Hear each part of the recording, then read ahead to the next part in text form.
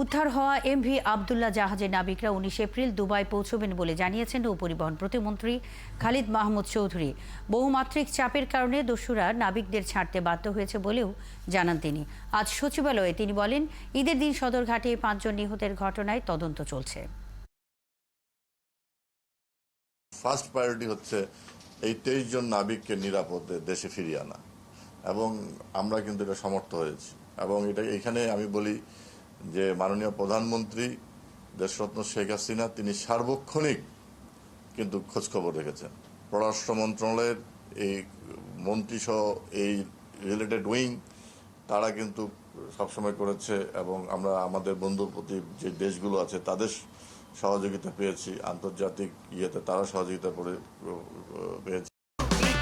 এই ঈদে দেশ জুড়ে কেনাকাটার ফুর্তি হবে শুধু বিকাশে, সাথে ডিসকাউন্ট কুপন, ইনস্ট্যান্ট ক্যাশব্যাক।